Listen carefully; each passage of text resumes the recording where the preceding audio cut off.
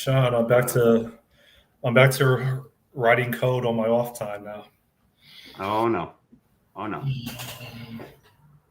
Gave up on video editing so quickly? No, it's tooling to support it. How do I do this? Workflow automation? What you say? Workflow automation or what? Yeah, I Or think is it what so. you're talking about last week, just like a to-do list? Yeah, what I was talking about last week is let me share my screen. So crap, I keep doing that. You see my screen, right? Mm-hmm.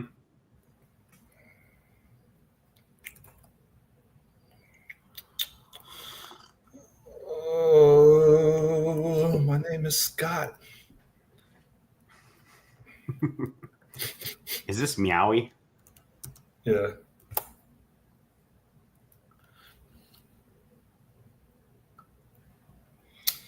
And I've been quote unquote vibe coding. And and I'll admit, as of now, I mean it's like a magnitude faster. Yeah. Now, mind you, I'm only using this vibe coding for the presentation layer. I'm still going to write the domain logic myself. Are you using Copilot or are you using I'm using Gemini Pro Gemini? 3, Okay. or Gemini Pro. What Which, are you having it? Are you doing it with an agenic thing, or you're not nope, copying? nope. So You gotta try Cursor or any number of other. Well, even Copilot. no, The agenic stuff is I'm happy really with the good. workflow. I'm happy with the workflow I'm using. It's simple. Or like try Claude Code or any of those more No, CLI ones. I don't want to learn. I don't want to learn. I just want to plug and play. Right now, it works. I don't have to learn Cursor or Claude. I could just pull up a browser, type into Gemini, and it gives me what I need. Yeah. Well, all those things do is when you pull up your code, you instead of typing it into there and then doing the copying, pasting, and all that, it goes and finds the files, does the work for you, and then gives you this like, here's what we're gonna do, and you can accept or deny or request changes or whatever. That's fair. It's super. It's like I'll maybe I'll show you a demo sometime. But it's good. Especially if you're just trying to repeat patterns and UI stuff. It's a little bit easier to deal with because there's less. I think there's less problems sometimes if you as long as your backend is checking things. But anyways, onto your app. Yeah. So I mean, these icons right here, I'm going to swap them out for physical images. So it looks a little bit more cleaner. Mm-hmm. You know, I don't have any UX skills, right? I mean, I know how to code a mobile solution or a desktop solution, but I have no artistic ability to design a user interface. So you know what I did with this? Because I mean, I think this looks somewhat decent, right? I uh, I pulled up the Yahoo Finance app and I told Gemini, "Hey, take the screenshot of this app and clone it." And it did a really good job. And then I basically just started making alterations to it, swapping it from a stock market app to something that I need for a glorified checklist and upcoming events, such as video shoot, Young Loop's rap video, because every rapper has to start with an adjective, Young or Lil. Um, Photo shoot, Shiloh's wedding tomorrow. It's a $2,500 job, right? And then down here, these are the profiles that I loaded. A profile is basically a series of checklists depending on the stage of work or the phase of work. Hence, 4 stages for a photo shoot offsite. 4 stages for a video shoot offsite, 1 stage for a video shoot within the studio, etc. Mm-hmm. And so then I didn't wire up the navigation yet, but then if I do service profile, what just happened? Take 2. Then if I do a service profile page and I run that,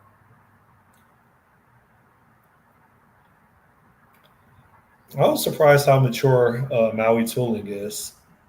I mean, I guess it's been like 2 years, but it's so far it seems like it's on par with like. So far, it seems like it's getting close to WPF. I think this is a bug. This square corner, because if I check this, take 2. If I check, what the freak? Definitely vibe coded. Yeah, if I check this, all of a sudden this becomes a round corner. So I mean, I could double check to make sure that my trigger isn't linked to this progress bar. And I'll add. I think my battery is getting too big. I think my battery is aging because anytime I rest my hand on my laptop, like next to the trackpad, it has crazy. I have issues like clicking stuff. Oh, weird. Yeah. Yeah. So like the root checkbox is read only, so that it only gets checked off if you check off its children. So I'm going to put a percentage over here under this for percentage complete. Dude, And, are you looking for feedback at all? I yeah, won't do it if you're not. yeah, that's fine. I think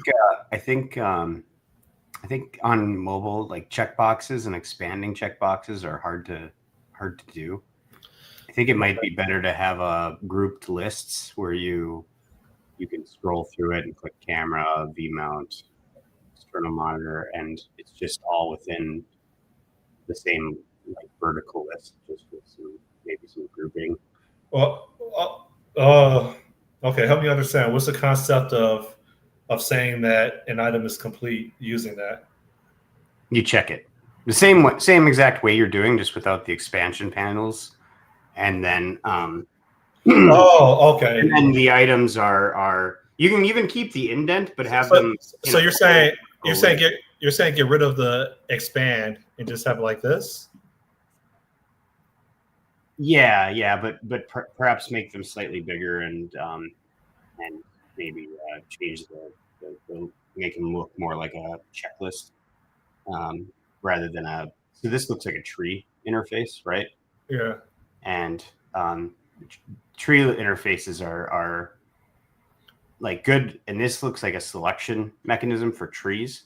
So you'd then expect to take like a particular action on them. I wouldn't expect this kind of UI to be a checklist. Okay.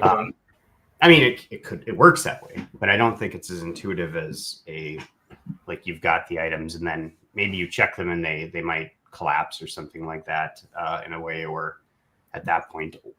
But I think that's one thing. The other thing is I think the red on the top is too loud.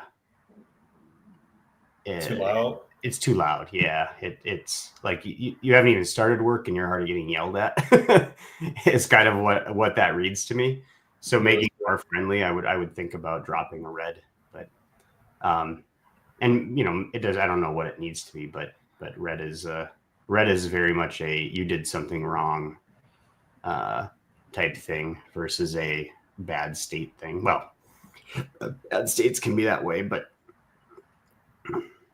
That's fair. But yeah, I would think about making some updates there. But yeah, I'm trying to think if I have anything that constitutes a checklist on my phone that I could try to look at. I mean, maybe I've got like, gosh, do I have anything like that? Remote control is in my hand.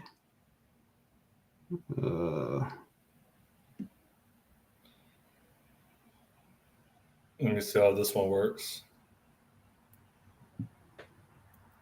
How about this? Is that a little lighter? Yeah, yeah, for sure. Yeah. How vibrant is that green to you? Is it? It feels a little. Yeah, this green was matching the green on my landing page. Ah, gotcha. So it's a branding color. Okay. I mean, it doesn't have to be, but yeah. No, that's fine. I was just curious. Or should this green now match the green on the progress bar? I mean, if you're trying to use your branding to just have and you're trying to use that color consistently across the thing for things, that's probably fine. I like. I'm just spitballing. I might be totally wrong on all this too. These are things that I would think. I know for sure about the tree views. It's like tree views fell out of style, I think, when mobile became kind of a deal. And I want to say it was because it's a little bit of a cumbersome thing when you're going through your thing and you've got to expand that panel to go and work on it. It'd be better to have, like, if you want the tree thing where you want to have a focus section, you make rather than having a checkbox expansion or a tree expansion, you make like a whole like line item, a list item, and then when you click that list item, all the things underneath it flow up as list items underneath it, which is sort of what you're doing. But this is very much tree screaming trees to me rather than a big list, which might be a better type of paradigm. Is there an app or a website that shows an example? Yeah, I'm trying to think of Hey, Gambler. where I've seen something like this. Actually, drill in even might even be not too bad. Says what? A stream not about philosophy and politics? What's going on? Yeah. I'm trying to think of if like, God. Like there's a weather app. Hold on, let me see. Let me look at the weather app for inspiration. Well, here's another idea. So like, I don't think there's any. Well, I don't know if there's personal information in there, but I mean, the weather app has like a container of items, and then you just hit an item, and then it just goes into detail. Um, uh, I mean, I could include that but I don't think it's going to address, I think, what you're saying. The reason why I would include, or you probably can't see this workflow. Now I got to position my body. So this is the weather app. Can you see this? yeah.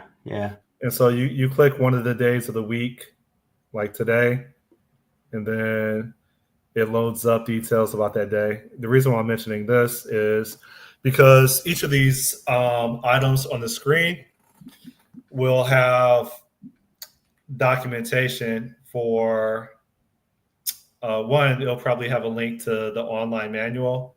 Two, it'll have notes that the user could put in, such as step one, step two, step three. And then three, it can have a video clip attached to it. And so each item will have a context of support items associated to it. I'm gonna use the McDonald's app as an example of what you might want to think about doing. So take your top level groups like lenses, gimbal, backup, whatever. Okay. Give each their own, like, is this complete or not, as a, rather than having it a checkbox, have it be a status icon or a status symbol or whatever on the edge. And then what you do is, let me see if I can do it. So like McDonald's is like, so imagine these food items. These are your groupings. Hold on, I'm going to McDonald's.com. What am I doing? Oh, I'm just showing you my screen here. So imagine these are your groupings, right? So here's your gimbals, here's your lenses. Hold on. I have to stop sharing, right? Yeah, I suppose. So these are your like groupings, your Okay. lenses, your gimbals, whatever. And so imagine having you can still have an icon there to represent what those are. Maybe that's a optional thing. And then over, you've got your arrow indicating that you drill into it. And then maybe you have a percent complete next to it, or if there's outstanding items, it's Oh, not. okay. It's like Yeah, a I get it. checkbox. So then you click into that, and then where you do your actual. I got it. I got it. I got it. I got it. And then you can look at the various other pieces of information, Is that drill into it to get more. is that the website or the mobile app? That's the mobile app. But You got McDonald's downloaded as a mobile app. oh, dude, if you're not you've got a kid. I mean, I don't know if you let your kid eat McDonald's, but it's like if they eat McDonald's, there's so many good deals on the McDonald's app for stuff. Like it's way like you save a lot of money compared to just going there and ordering. It's like it's almost like a must have. Otherwise, you don't get the good stuff. But I never knew. Yeah, no, it's an app that's worth it in terms of like we get free sandwiches and stuff all the time, and it doesn't take like a million orders to do it. Plus, it's like super convenient for drive-through. Like you just order everything ahead. You go there, they go, "Would you like to do on the mobile app?" And you go, "Yeah, it's XZ12." And then they're like, "Pull ahead," and you just go and you get your food. You don't even have to order like on the drive-through. So, or you can pull up and sit there and they'll bring it out to you. But I never considered that. Yeah, I'm gonna stop being a salesman for McDonald's now. But their app is really solid. The only complaint I have is that there's a McDonald's that is by the crow flies closer to me, but by driving time is a lot farther away from me because there's a river between us. And so my closest McDonald's is actually further away by the crow flies. So it always tries to go to the other one. And so I have to, and even though I set it as like my default, it like messes up. So if anyone from McDonald's watches this, I wonder if they have a McDonald's. Was that the name? McDowell's. McDowell's. They got the Big Mac. The McDowell's app. The McDowell. I should, you or I should build that app just as a publicity. The McDowell's app. Yeah, I'd probably get a takedown notice, but or never make it through the thing. But they actually opened a McDowell's when they did as a pop-up restaurant for a little while when they did what's that movie called? It's like Coming to America. Coming to America, yeah. When they did the second one of it, which wasn't a very good movie in my opinion. Actually, Eddie Murphy's like remakes, cash grab remakes, I don't think any of them have been really good. But I think they opened one when they did that just as a deal. Trying to think if there's any other apps that I've seen, like ones that actually have more like checklist items. But I do think that having your basically your groupings as a list and then you drill in and then you see your sub list is a better experience than trying to tab or expand, collapse, and kind of manage that in the same UI with a tree view. And I do think tree views are even though the paradigm is very similar, it's way better for like cases where you're like in an IDE or you've got a mouse that you can go and easily click those checkboxes with. So, but I might be wrong. Anyways, do you have more to show or? That's it. Oh, dude, I'm still trying to wrap up with my movie trailer. Did you ever watch it? That film? Full film? No, I haven't. Maybe one day once I get out of water. This has been a busy week. My son turned 9.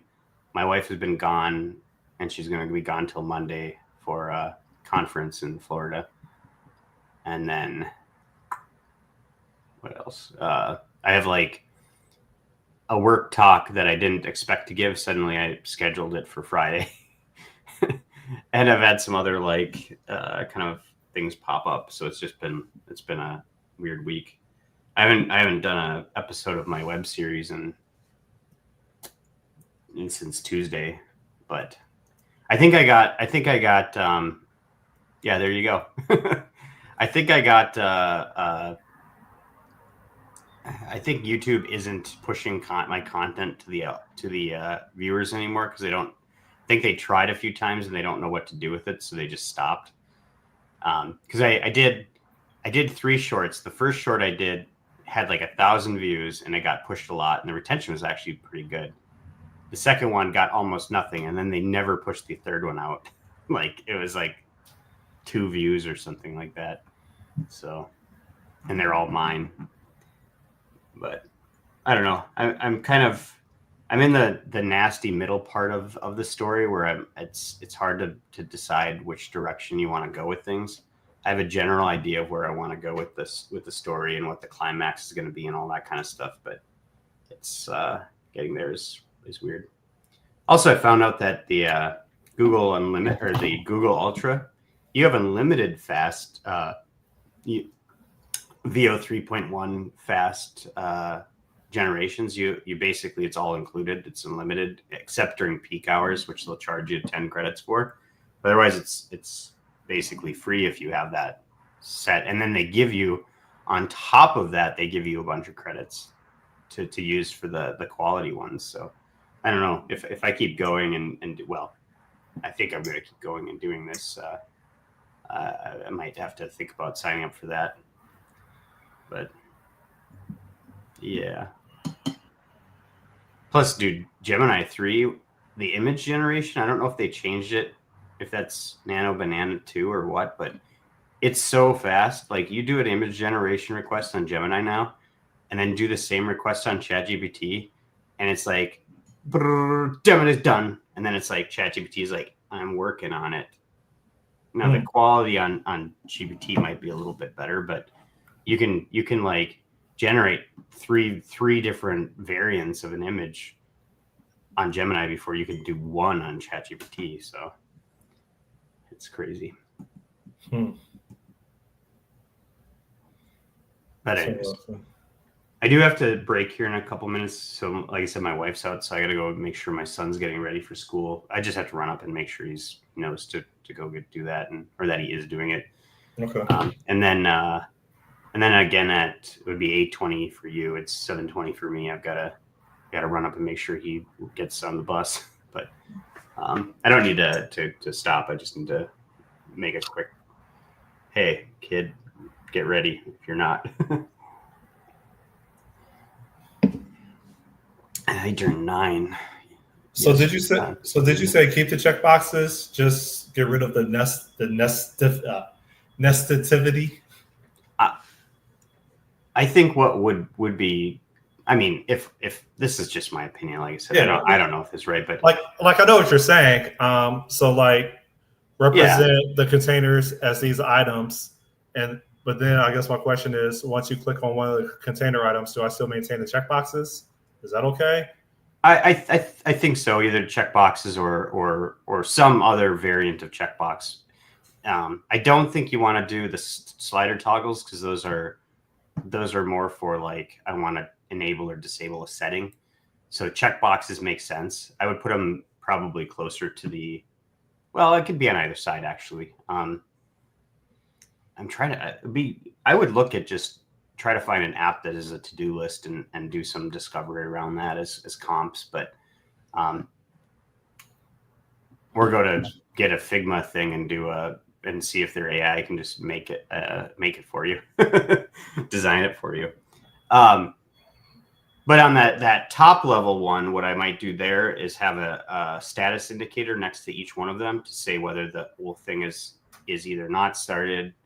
So that like, and you use icons, right? So there should be one that indicates not started, and you use colors probably too. Not started, in progress, or like partially completed, and then if your standard green circle checkbox for this one's done, I've checked everything off. And it could either be on this side where the icon would be, or next to the arrow. I'm not sure what would be best there, but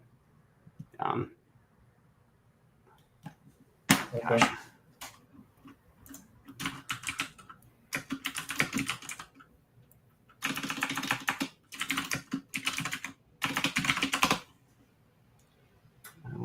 just see if there's some like. I've seen circles for these kinds of things too. This doesn't have the drill in, but how am I going to share this? I'll just paste this into X.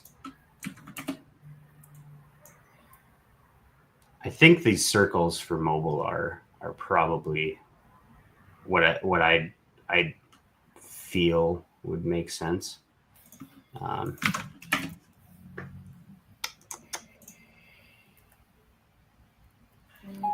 Yeah, that UI is ugly as sin though. That one, this other one. All I do is drop bombs. My name is Scott. Yeah, message to your moms.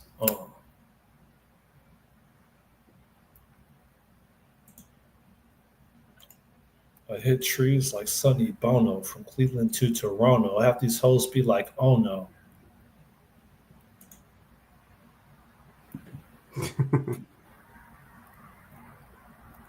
I'm starring in a porno. That works.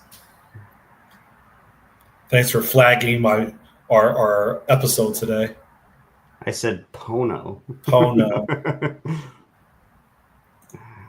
I'm not really finding a lot of. I just usually what I'll do is I'll go look at.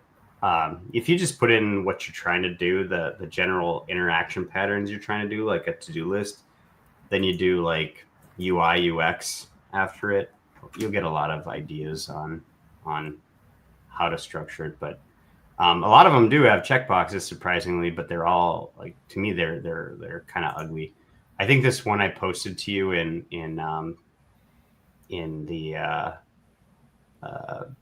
X, like the circles for indicating whether they're done or not is with the checks or unchecked is probably like what I would expect to see for a completion type thing. I'm not sure what they're doing with the stars though on it.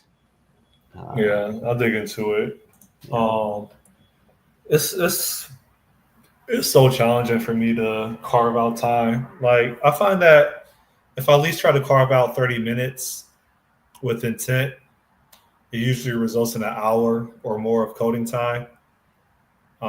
Meaning that if I try to establish a goal of 30 minutes a day writing code, it's usually conducive to me doing like an hour or more. But then I also want to do like quote unquote like a minimum of an hour on learning this video editing because I really want to complete my first trailer. But then I also have this commitment of like Monday through Thursday and like one day on the weekend physical fitness, and it's just I don't know how to balance and juggle everything without being exhausted or making other people angry because I'm ignoring them, which is a thing. Yeah.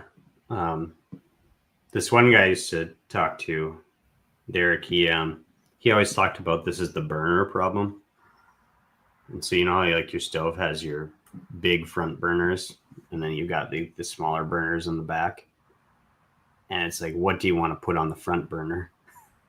On the front burners, and what do you want to put on the back burners? And it's the I don't know how to do it without them getting mad at me. Means you're putting that on your front burner, and it's so then you say, well, do I want this on my front burner? Is it does it achieve what is good for me in my life? And the answer could be very much yes. Maybe it's the way that you decompress or handle stress, or maybe those relationships are actually really what's important to you. There's a dozen ways to handle that. Obviously, the physical fitness thing is the same kind of question. It's like, do I value this enough where this is what I want to make time for? And these other things I don't need to make time for, or I'll fit them in. So you just have to do the balancing act should be a prioritizing exercise is really all it is. And what are my priorities? And then say, well, I should be content. If I don't want to prioritize this, I should really be content with as much time as I put against it because it's not my priority. So But I get the sentiment though of being difficult to juggle. So like I've got my kids to deal with, I got work to deal with, I've got other things. They've got like sports. I got stuff like this, and then I want to do this video thing, and I also I need to start getting training for my marathon next year, early again this year. So now that my knee is feeling a little better, I'll probably jump onto that. So these are the items that I like that first one. You're gonna look real good in that. well, you know what I like to do at night. Yeah. I like to dress up in women's clothing. Well, you like you said, all the people in Florida or in Miami, all the black gentlemen are ladies now. So you're with the times. Yeah, I knew it was a matter of time. Miami does that to your people. I think America does that to dudes without fathers. Mm. Yeah, that's a deep philosophical discussion. I'm not going to drill into it. Yeah, so like I'm considering getting. These are the items that I'm considering pulling the trigger on. But man, like, so I want lighting. Okay, so I want lighting, right? Because I still plan on doing a video shoot for one of my acquaintances. He bought a stretched out slingshot that he wants to give people tours of Miami. Mm-hmm. And so he has like some website or mobile app where like they reserve his stretch slingshot. It's like I think it's a 4-seater. Could be a 6-seater. I'm not sure which one. I think it's a 4-seater. So they could, you know what a slingshot is, right? Yeah. Oh yeah. Yeah. Polaris. Yeah. Yep. So he has like a app where, because he really wants to be compliant, he doesn't want to get shut down by the city, and so he basically has this mobile app. They reserve it so that he can prove that he's not doing taxi services, more or less. But make long story short, he's been kindly reminding me of doing a photo and video shoot to promote his services. And I keep telling him like, yeah, just wait. I'm trying to learn how to do some things with this camera. I don't know how to use this camera yet. Anyway, I preface all that because look, I'm not playing around, man. Like if I'm going to do it, I want to do it to the best of my ability so that it goes on my portfolio. But that said, like why? I have another freaking 22 minutes before work. Oh yeah. Yeah, they send me work messages. All right. So with that said, your name is Toby. All right. So since we already interrupted for a second there, let me go and just check my son really quick. Yeah.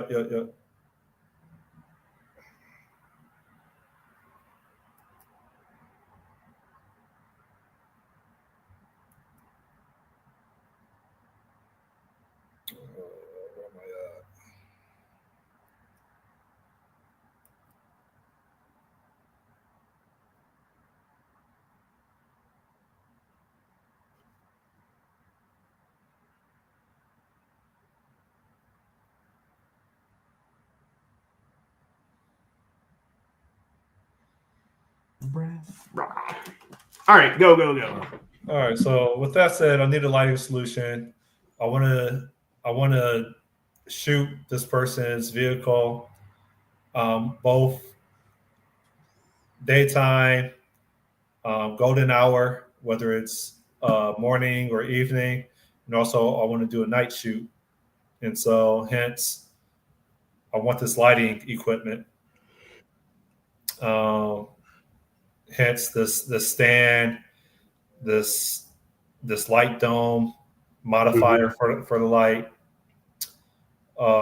Here's the slight change. They have a newer generation of this that they just released 2 days ago. And in order for me to do outdoors, they recommended that I get this portable power station. Yeah, I've never heard of EcoFlow. Is that a decent one? I like the big ones that I've heard of is Jackery and Anchor. Oh man, why you gotta plant that seed? Hold up. How you spell Jackery? Yep, you got it.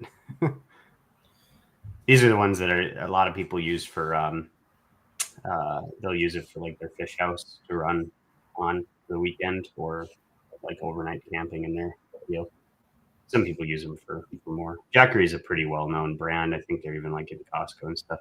Anchor is the other one, Anker. EcoFlow might be a great one. I just never heard of it, so I'm just curious if you've done research on it.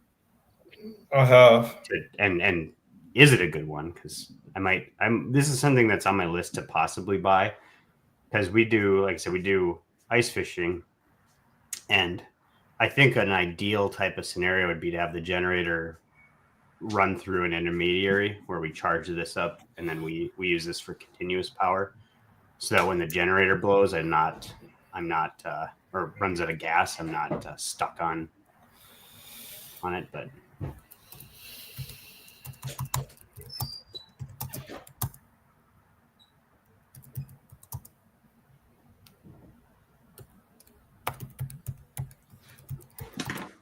you want to say hi, Reggie?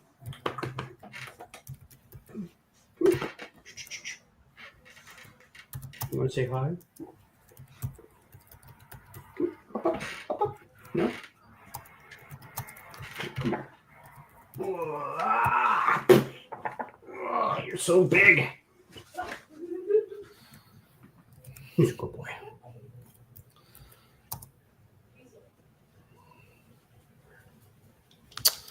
Oh, how do I do this?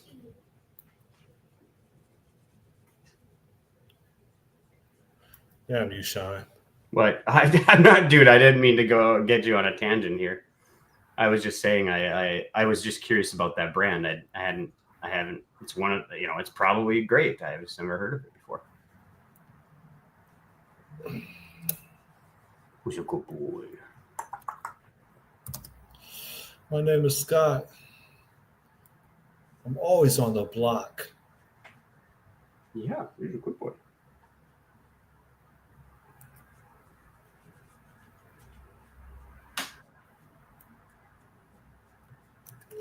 When I hit your G spot, I always make it hot. I wanted to film automobiles outdoors. I was considering the Aputure 360C, coupe, blah, blah, blah, blah, Aputure, blah, blah, blah. I was considering AI is really good. It really changed like everything that has to do with data for me.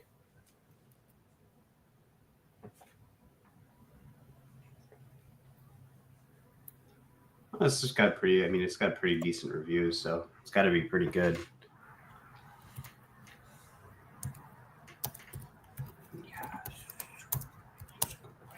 Does Jackery power station have a better solution? And is this how you spell Aputure? Yeah. All right.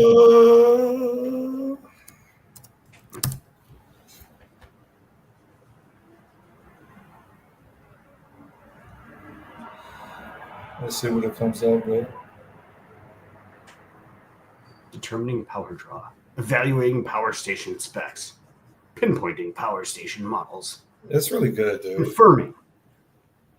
Yeah, I know. It's as much as it's like, it's. What, you're pledging allegiance to OpenAI? No, not Gemini. I like Gemini is great. I actually think Google has surpassed ChatGPT in most things right now. Obviously, every model's got their value in different things, but since I've been using Flow, I've been using Gemini more with it, and so it's I just do it. It's just the overall AI and AI. I think I got to get on that. We got to get on the curve and coin AI fatigue. So, oh, why? So it's faster charger, but it's got a reputation for louder fan noise.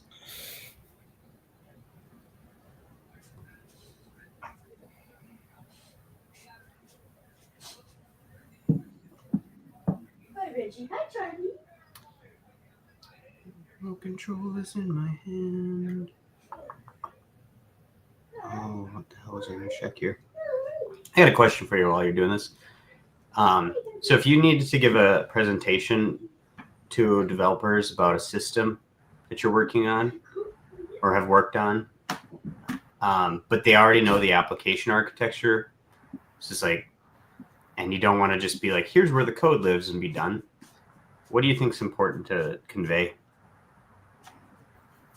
What would you need to be able to, what would you minimally want to know to be able to pick it up, development on it? Or to have enough context to pick up development and say, okay, this code relates back to this piece. Hold up. Are we talking about there's an existing code base? Yeah. So you're working within an enterprise. Everyone knows the application architecture, but you've built a new module or subsystem or whatever, or a feature, like not just an extension of another feature, but a big feature, major feature. I would first prioritize communicating the business value. That's the highest priority for me. Yeah. So the problem and the business value is one thing, but then you get into the second part would be I would, if conditions allow, I would prioritize the testing the testing support for it, because tests are living documentation. They explain what it means to set up the feature to be executed, what it means to execute the feature, and what it means to verify the result of that feature being executed. For a presentation though, you're just going through tests. Okay. I think it's more of like an architecture presentation, and okay. I was basically pegged to do this before I wasn't at the meeting, so I wasn't really sure, and I'm like, sure, I'll do it. But so it's an architectural diagram. Yeah. But you may have different levels of abstraction. So like a one thing or definitely you have the highest level of abstraction that highlights the high level solution of, this is the data store, this is the client, this is the type of data that the client, or this is the whatever piece of data that the client is sending, this is how it gets received through this interface, whether it's a gateway or whatever that thing is that receives the data. Again, I already mentioned the data store. This is absolutely a core piece, whatever that core piece is, for processing that data, and this is why. And then this is the response, and how the response addresses whatever is important for the business. That would be the high level abstract way that I would do that. And so to show you that, it's if I go to my presidential library. Really quick, I'm gonna go, and my son's he's got to get on the bus here shortly. So, in a minute, I'm gonna pause and just go and make sure he knows to go off. Okay. But I'll let you get your library up. It'll be another minute. Man's gotta do what a man's gotta do.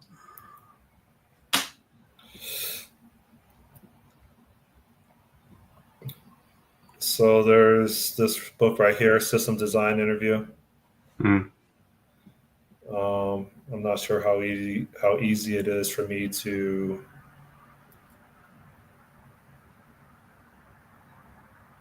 All right, I'm gonna run quick. 1 sec. All right.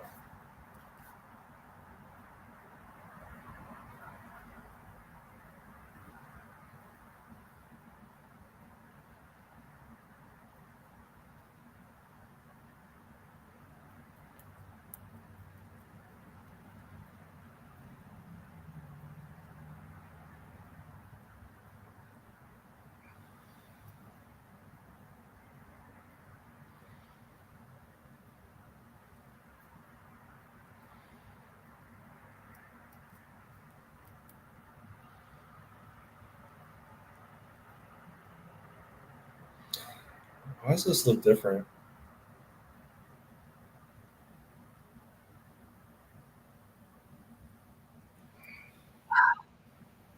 It's like below freezing out. My son's like, "Oh, I don't need a jacket today." I'm like, "Dude, you need a jacket." And he's like, "Well, it's at school." I think. Is there another book?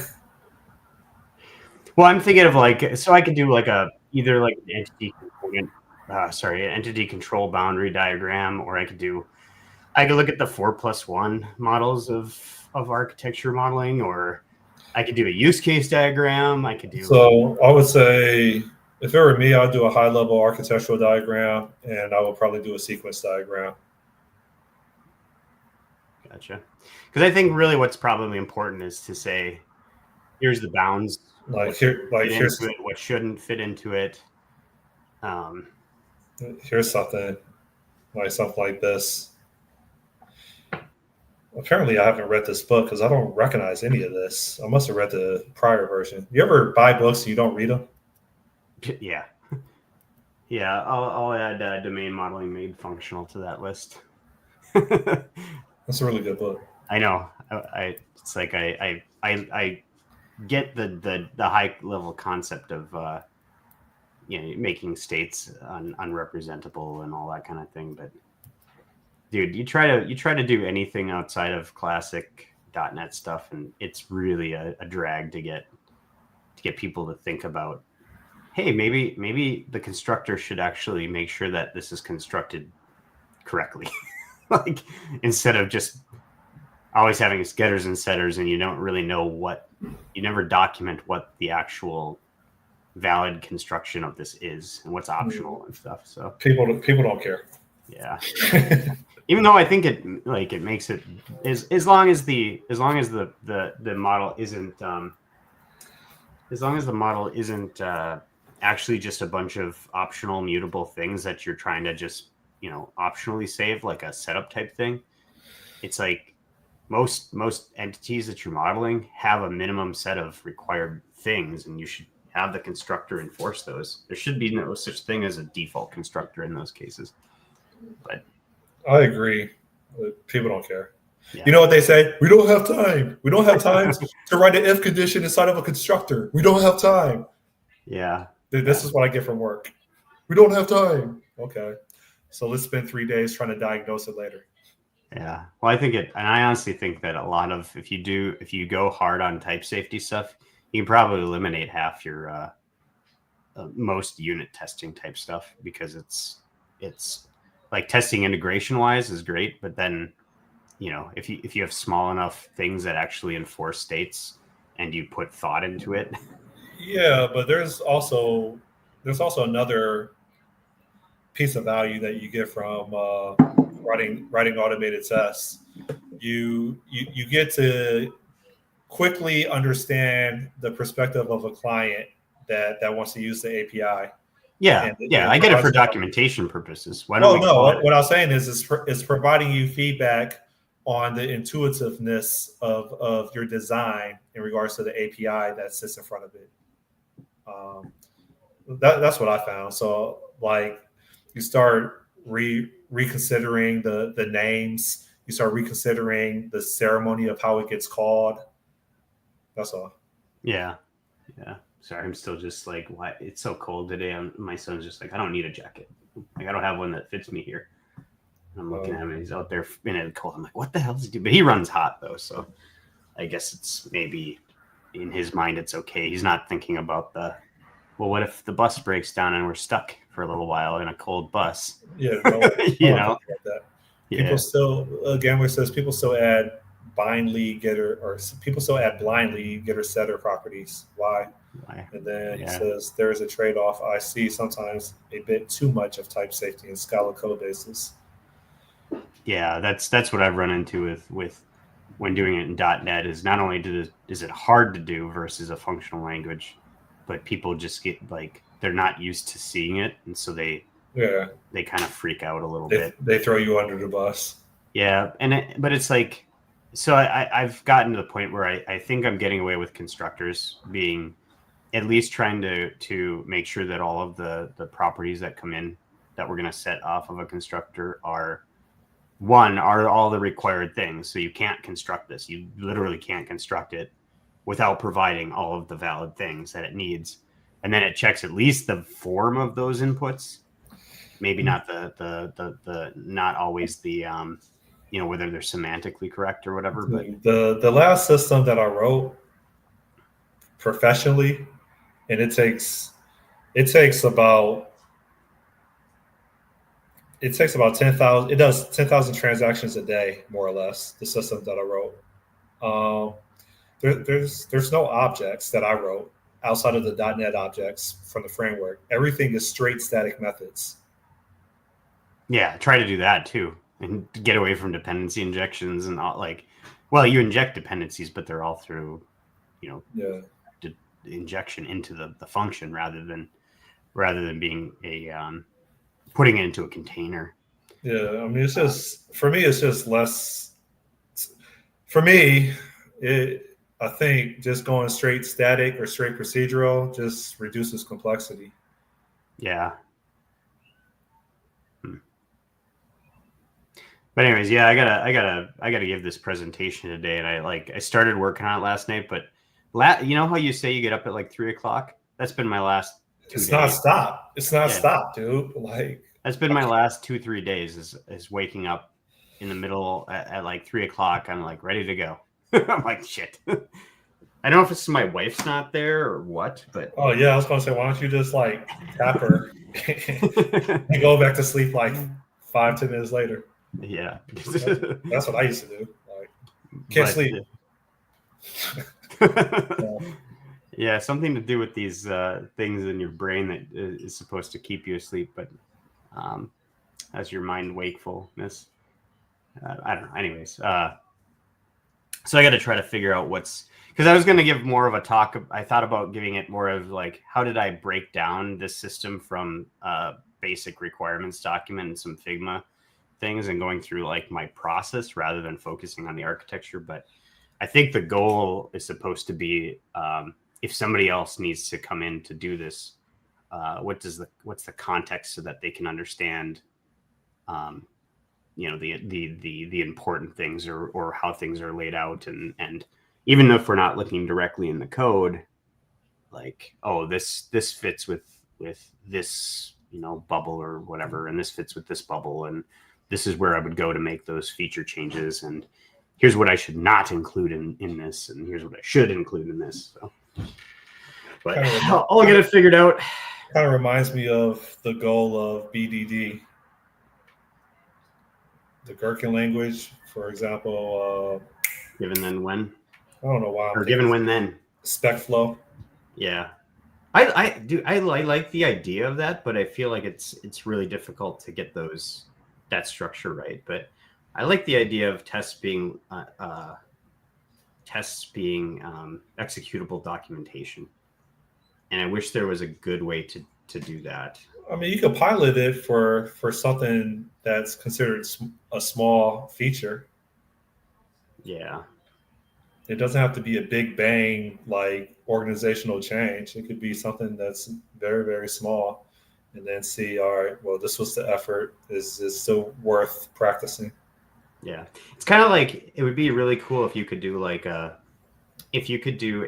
and they probably have this. I think they do actually have this, but if you had how they got the markdown editors in .NET or like markdown previews, if you mix the Markdown preview with the way that they do the HTTP client files in Visual Studio, where you can execute instead of using whatever, you can mix those two and have it be like a test, and you could just go through the documentation, read it, and then say, okay, execute this test, and actually go and look at the contents of what it's doing, and then watch it go through the actual execution flow.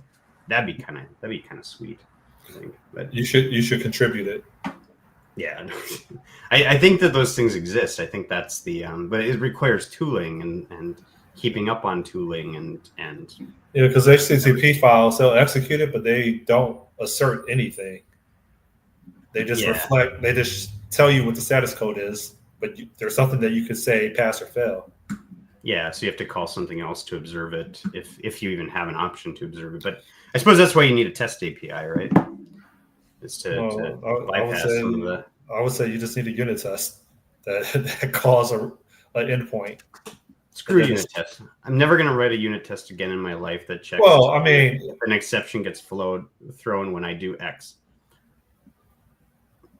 Actually, if I ever go to a place where it's 100% code coverage is required, that's a super red flag. I would turn that down immediately. Not in this economy. Oh yeah, I would. I'll go be a Walmart greeter, man. All you do is game the system. You literally annotate sections of code with ignore from code coverage. Oh, there you go. That's what I do. Or the thing is, you have like your code behind. I just say ignore attribute. Yeah, and you're incentivized not to create new branches because you have to check those branches. So if you do want to, maybe you're like, well, I'll just assume that this is going to be a correct value because then I don't need to write a test about it, and I can get this out quicker. That's like I 100% code coverage is a stupid vanity metric. It's dumb. Well, what about 80%? Percentage shouldn't matter. It should be, are you covering the use cases that matter to the business? That's what should be important. I understand your intent, but I really do think that when you have a code coverage threshold, for lack of a better term, it kind of forces you to interrogate your code more for why you're not hitting it. And it may be a valid reason, but I think it encourages you to review the code that you've written. Yeah, maybe as a how am I doing kind of thing, or like a reference type metric. Then yeah, sure. Nobody should be forced to look at it. Nobody should be looking at it. It's not important.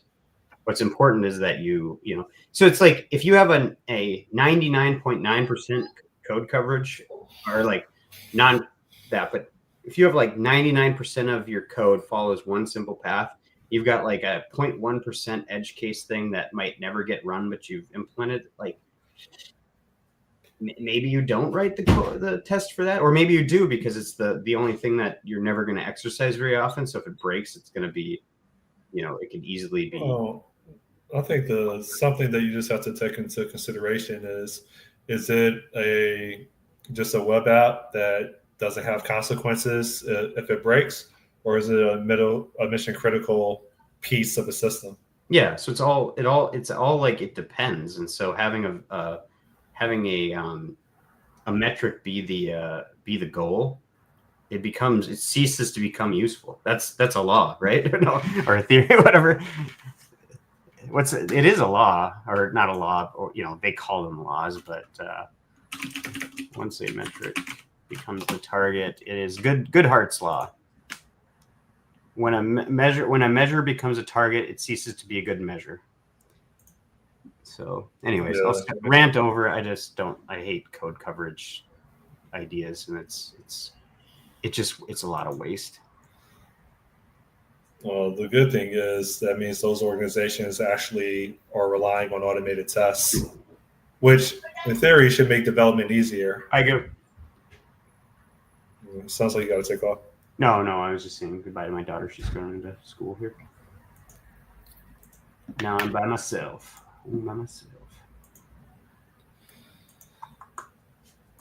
Well, other than my pups here and my cat and I guess I've got turtles, but Oh, you got so many animals. I didn't want the turtles. My kids found them at camping, and then we found out we could take them home and keep them because like you can have it. There's the law allows you to have so many turtles, and if you're an adult, you have to have a DNR license for like fishing or something. Like it's weird.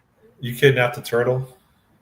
Too, and they stink. And I had a turtle when I was a kid.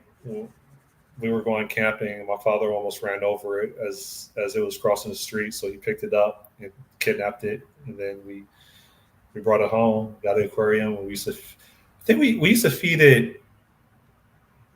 I swear to God, I think we used to feed it like little minnows and like catnip or something. It was something weird. We have turtle food for it, but we've thrown minnows in there a couple times and watched them go and they massacre the minnows. Yeah. They'll just go and chop them right in half. One of them, man, that minnow was a trooper. It survived in that for it was fast enough. It survived like 4 or 5 days before it finally you let it starve to death? Well, no, it just eventually slowed down. The turtles ate it. Well, because you didn't feed the minnows. Well, there was shit and stuff in there from the turtles that they could have munched on, but if they're not constantly vigilant, the turtles would have gotten them. Or gee. Yeah, I used to have I had like 5 piranhas, and we used to entertain ourselves by like just feeding them. I fed it. Throwing a chicken bone. I fed it like crayfish. I fed it a tadpole. One time I bought like a $5 goldfish, because with goldfish you could get like, back then you could get I think like 50 goldfish for like $5. And I'm like, yeah. And I'm like, well, what happens if I spend $5 on one goldfish, right? And so it was this huge, big goldfish, right? Yeah. And these piranhas are like a quarter of the size. I threw the big goldfish in the tank. I had a 55-gallon aquarium, and they didn't mess with it for like the first like 2 nights. And I was like, well, you guys don't eat it, then you guys aren't hungry, right? And then I remember coming home from Bible study, right? Because I was raised as a joke. Mm-hmm. So I came home on like a Tuesday night from Bible study, and I turned on the lights of my aquarium, and that thing had a missing face. It had a missing torso. It was just floating at the top of the water. They went ham on it. Oh, geez. So, yeah, but whenever I clean the tank, I would stick my hand in the water, and they'll just swim away from it. They would get scared. I don't know if I would do that in the Amazon basin, but yeah, piranhas are punks when they're in your fish tank. Mm-hmm. Anyways, that's my story. I suppose it's getting to be work time. I don't know why they sent me a message at like 8:10 in the morning. I'm gonna get fired.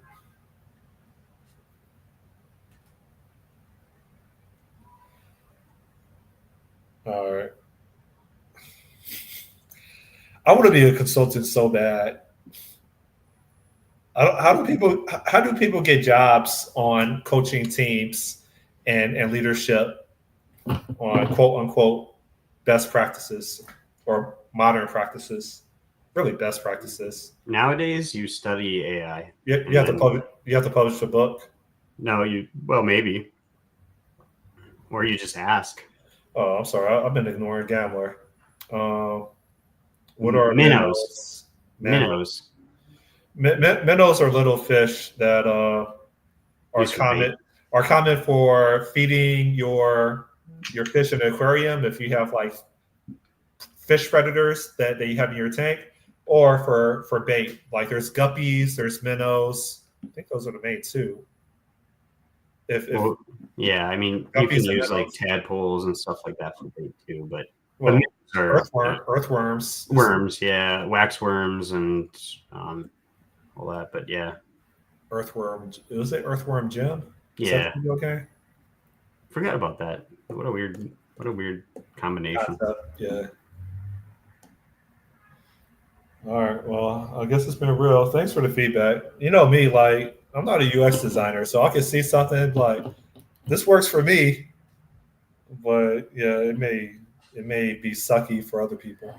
Yeah, I try to moonlight as a like as if I know what UX is good or not, but I know it's like I know something about tree expansions, and I know it's not great on mobile, which is why actually trees in general like are they're good for some things, but they get overused, and so it's good to keep that in mind. But I think the mobile experiences are always you need to have big, clearly presented lists, and then you drill in from there, and the data that you get into is more progressively detailed. Um, so I think that's better than a one screen of progressive drill in. So Yeah, I think you're right. All right, it's been. We'll see what the future holds for smart glass apps and how different that UX is compared to phone apps. haven't bought a pair of Meta Ray Bans yet. Nah, I mean I've researched them. Google's Android XR. I've researched that, but I haven't pulled the trigger. Hmm. No. Yeah, There you go. I want stuff to be hella mature before I start spinning my wheels for things that aren't supported and it's a lack of tooling. Yeah, although sometimes if you're getting in on the ground floor, you can be the first to market with something. So there's always that angle too. Otherwise, you're competing with the fish that already got in there Well, first. here's the thing. I'll let's say I do that. I'll start documenting my journey of Android XR, Mm-hmm. but instead of like instead of leadership within tech companies trying to figure out how to accomplish something and they get led to my technical blog, nah, they get the answer from ChatGPT or Gemini, and I don't get any type of traffic going my way for people to basically ask more questions, and so that I can then build relationships. Yeah, that's actually like a people are talking about that as a catch-22 because these models depend on people providing data on the internet, and people provide data on the internet because they get traffic so that they can get ad revenue or they can get whatever. And so basically once you've taken away that resource from people, people aren't going to do it, and so then you basically make it so that ChatGPT and stuff doesn't have something to work with. So Yeah, it's like this whole flow. Like I don't know if somehow we need to make it so that I don't know, maybe there's a way to screen, put a paywall to AI agents that are trying to pull your blog and say you have to pay me if you want this information. oh, you mean Stack Exchange? Yeah, just You pay. remember Stack Exchange? No, it was Experts Exchange. Oh, yeah, Experts Exchange. Yeah, yeah. expertsexchange.com, and then you would get to Expert Exchange. Um, anyways, but like, yeah, but if you could paywall agents, non-real people, and say, yeah, you can access information, but you're going to pay me 10 cents, that'd be cool. Like if you could pull that off, and somehow circumvent or know that you're getting hit by an LLM rather than a human directly, and say that for you to get this, you just need to pay me, and then start charging invoicing the LLM providers, Or providers. or yeah, what I'm going to say isn't going to work. The people that so the resources that the AI agents pull from, they get a fraction of a fraction of a fraction of a penny for their contribution, which would incentivize them over time to make a whopping, like, let's say $1 a week or whatever. But the more that they produce, the more that it scales over time. Yeah, like I don't have a problem with the training on data type thing. It's like they stole our art, and it's like, well, they didn't steal your art any more than I saw your art and was inspired by it. like that. They didn't like that's not how LLMs work. It's not like they keep a big cache of this data and then they like go and reference it and copy it in the data. No, they're learning about how people generally like produce images and things like that in the same way that we tend to learn. And so it's like if by the same measure, like if I've ever seen any of your material, I shouldn't be able to do any sort of art or video production because I've seen your stuff and technically I'm inspired by it now. So it's like I hate that approach. But the other side of okay, people are going here, they're not going through to stuff that I'm putting out there. And I want them to come to me. I don't want them to come to this and then have that as an intermediary. It's like I want to block that, but there's not infrastructure for it as far as I'm aware. And then even if I do, somebody could just copy it and then provide it to it anyways. So it would be cool if we could develop, not we, but like in general, we had a way to develop how do we do ad or how do people get paid for the content they are putting on the internet that feeds into LLMs or gives LLMs the data that they're using. So, and that's fine then too. If like you make pictures or movies and stuff and you want to say, you got to pay me if you want to train on it or pull this data. On that note, yep. I think I want to take off. Yeah, me too. I got to get this presentation made to end a week of not doing anything other than trying to look at patterns and present things. So, no, good luck with that. So good luck with that. Yeah. We're approaching 300, which we probably have more than that, but that's just right now we're at Masterminds volume 298. Yeah. So that's plenty of years. Because it's 52, so 1, 2, 3, 4, 5, 6. Yeah, it's not been more than been more than 6 years, hasn't it? Maybe. I think it's approaching 7 years. If not, I think it's been at least 7 years. Yeah. I was just going to say that I think out of a year we probably maybe not do 6 to 7 out of 52. We're like, I have an obligation or you have an obligation. Yeah. Well, speaking of next week with Thanksgiving, probably should skip next week. Yeah, I scheduled yeah. Okay.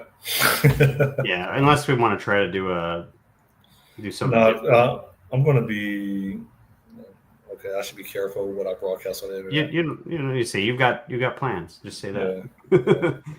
Yeah. You can just message me if you want to share on X or something like that. But so we just pick it up again on the 5th then.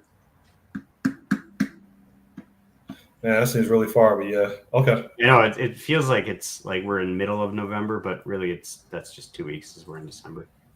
So, and then it's the rush to Christmas, and then January, then February. Gosh, time goes by fast just when you get old. I know, man. I get a new gray hair like every weekend, man. Did I ever have you meet Charlie? No. Does Charlie and Reggie get along? Yeah. Well, Charlie likes to attack, or Reggie likes to attack Charlie when he's outside. But inside, he grabs onto his face, and Charlie grabs onto Reggie's face, and then makes Reggie cry. So which one of the dogs sleeps in the bed with you guys? Yeah, this one. Reggie tries to, and he gets chased out. No, he's a good boy. He sleeps in a kennel. Well, or on a either a kennel or on the floor somewhere. He's a good dog. He knows his place generally.